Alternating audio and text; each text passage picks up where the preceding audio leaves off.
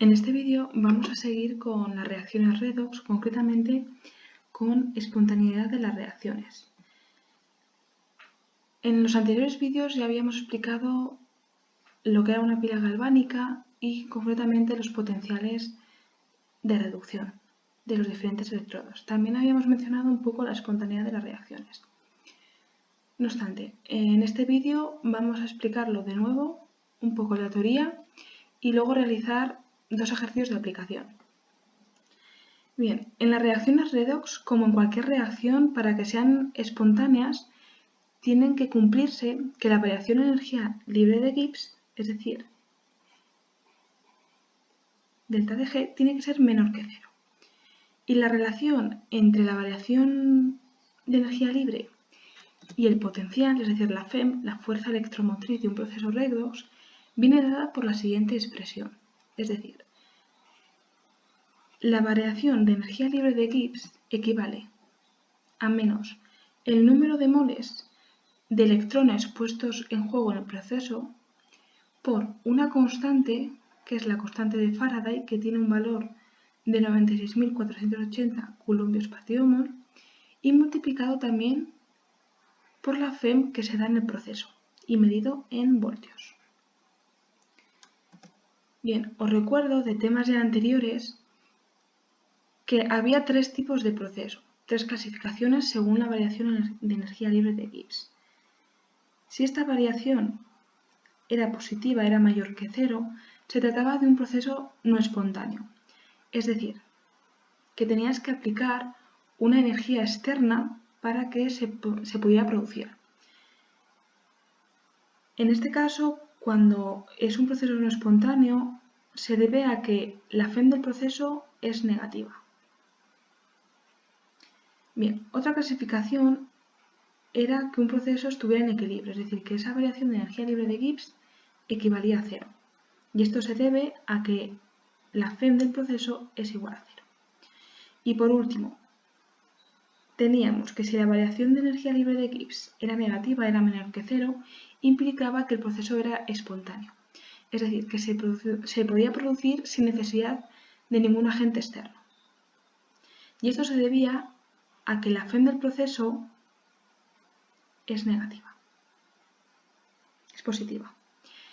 Perdón. Bien, vamos a aplicar este concepto a dos ejercicios. Concretamente vamos a predecir la espontaneidad de las reacciones. Bien, imaginemos que tenemos una reacción redox, la desdoblamos como siempre hemos hecho en oxidación y reducción, y la que tenga mayor potencial de reducción será la que se reduzca.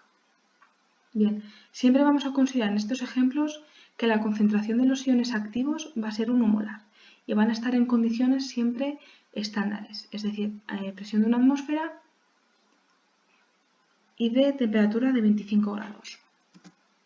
Pues bien, vamos a realizar el siguiente ejercicio.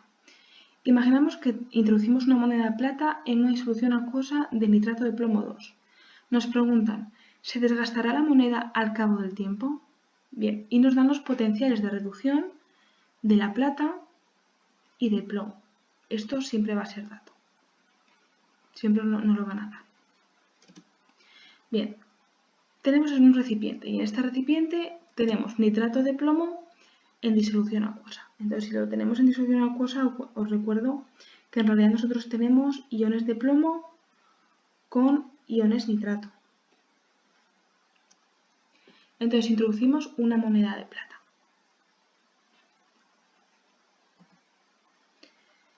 Bien, antes de nada hay que fijarse bien en los potenciales de reducción. Si os fijáis, el de la plata es más 0,80 y el del plomo es menos 0,13 voltios.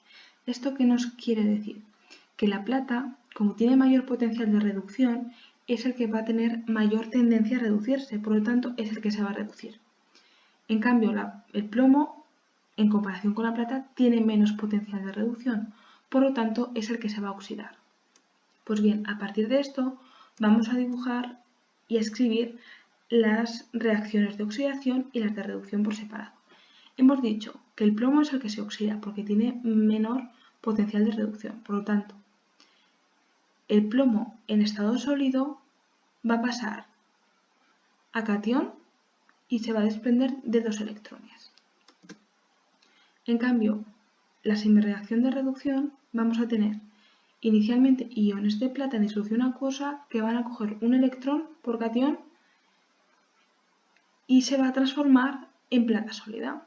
Es decir, tendría que aparecer aquí plata.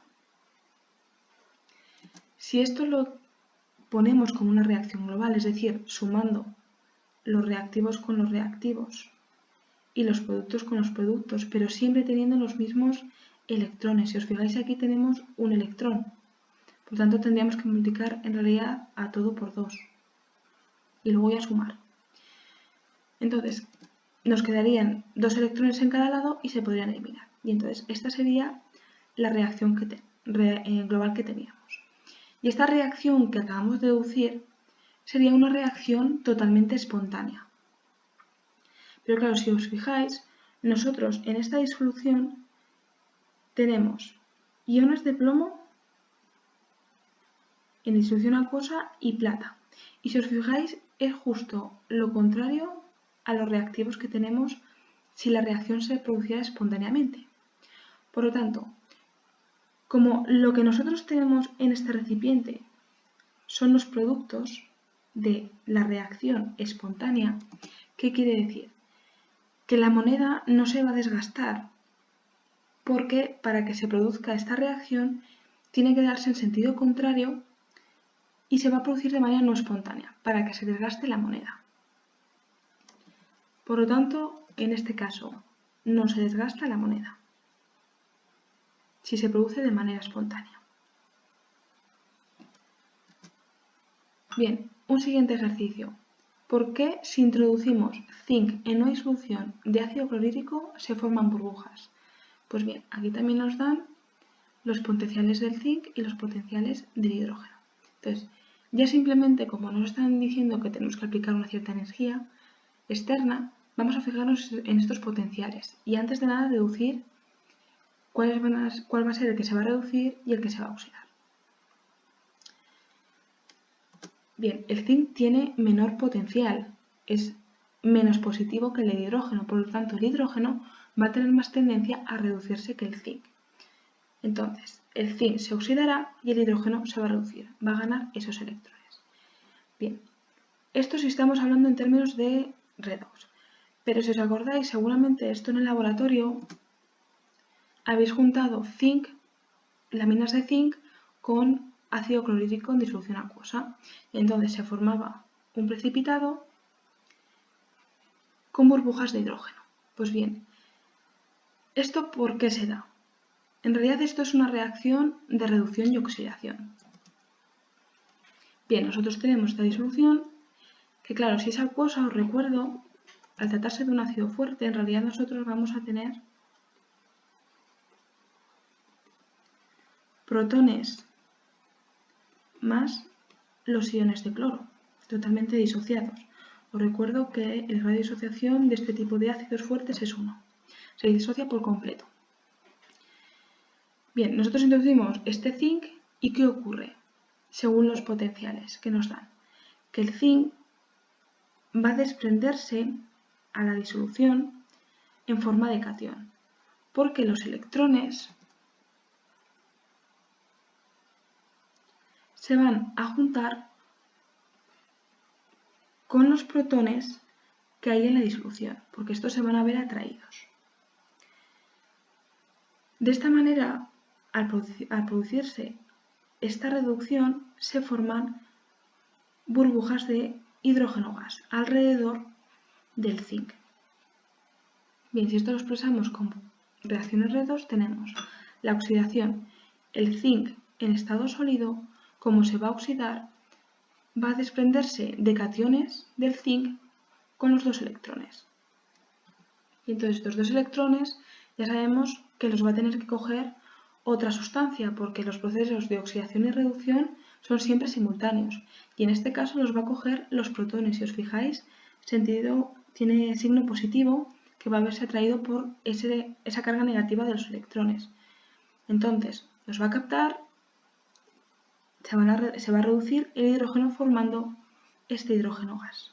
De ahí las burbujas.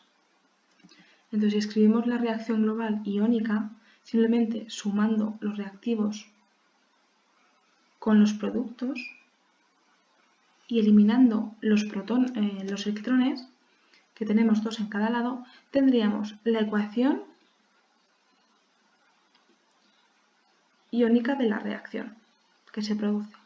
Que si os fijáis tenemos el zinc que reacciona con los protones para dar lugar al hidrógeno gas y a cationes zinc.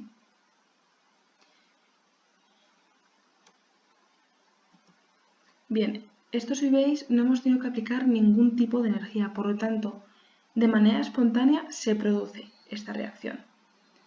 Es decir, se forman burbujas.